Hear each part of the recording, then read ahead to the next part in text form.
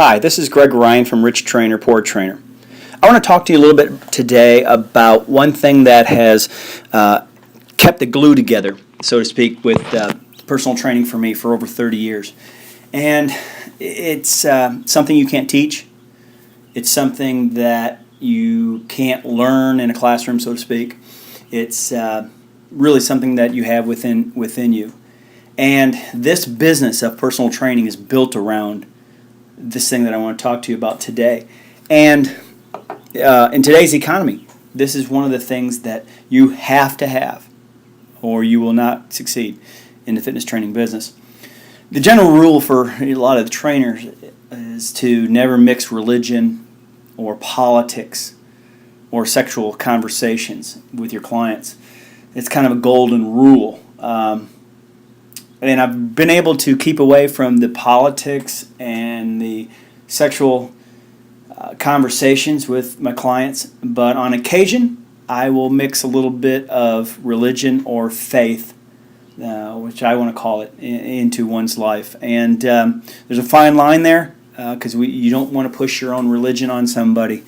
But if you've been in this business any length of time, you know that this business, more than any other, requires you to have some form of faith. And just you working out from a personal standpoint requires faith that you're doing something good for your body. But personal training is one of those things that, you're basically, you are on straight commission. And that is really a hard thing to do as far as when you get up in the morning. My girlfriend has a hard time understanding the role of a business owner and when it comes to faith. But faith is the backbone of the personal training business. And every day I have to do what I jump off the cliff. And what that means is I have to mentally just put myself out there. And no security, so to speak, only myself. And there are a few things that I also want to talk to you about, that your job and your success and your pay, for that matter, are built on. And some of these things are what I call conditions of faith. And one of the things you have to do to keep your faith up is do what you want to do in the first place.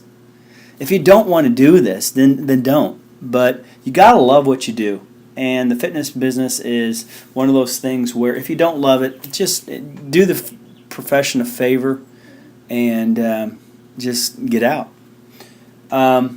Here's another thing you have to do that will keep your faith in line is if you don't know an answer to a question from a client, say you don't know an answer. It doesn't show weakness.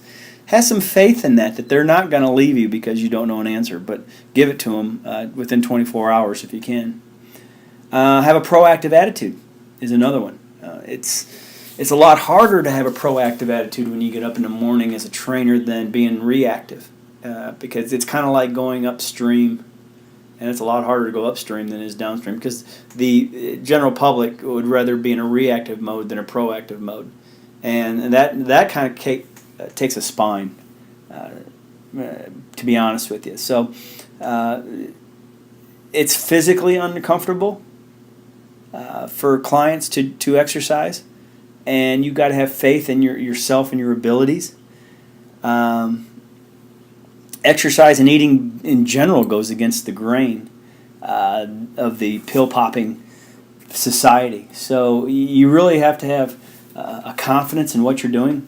And the other thing, too, is that you're really fighting three basic emotions or forces, you could say, when it comes to educating clients and society.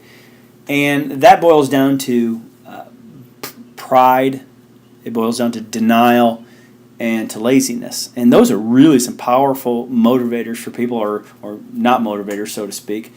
And that's the thing you're going to have to figure out as you go into this day to day is how do you fight that? And the only thing you can do is you got to jump off your cliff. The bottom line is we get paid for this. We get paid for our faith, basically. And getting clients is not the issue. Keeping them is the issue. And so once you get them, then the hard part really starts. And again, I think faith is not given. I think it's earned. It's only through time, your will. A mission statement will help. A vision statement will help. Faith requires guts. It requires confidence in what you're doing. And really a belief in something much larger than yourself. It takes a little bit of fortitude. It takes a desire, a passion, a perseverance, and even patience. So every day when you get up in the morning, you have to get into this proactive mode.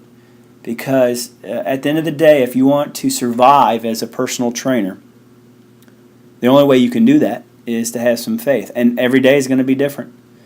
And you got to figure out some way, somehow, a system for yourself to rejuvenate that faith. And I don't know how you do it. I do it with quiet time. I do it with outside reading. I do it indirectly with the friends that I keep. I do it indirectly with the clients that I keep. And or the people that are around me in relationships. They understand what systems that I have to create around me to rejuvenate that cup, so to speak. So I encourage you to keep the faith, even in these economic times, and to take one day at a time and do the best you can. This is Greg Ryan at richtrainerpoortrainer.com. And oh, by the way, the new books that I'm really excited about, the Rich Trainer, Poor Trainer, How I Made $1 Million, is on sale now at Amazon.com. I've dropped the price because I want, for the first month, I want as many people. We've sold over, 2,000 copies of the Trainer Dude 100 in about a month's time. So go to Amazon, 220 pages, 228 to be exact, manual on how to make $1 million in the fitness training business. And you might be surprised at the little things that it takes. And that's on sale for $29.95 or $19.95 immediate download at Amazon. Greg Ryan, take care.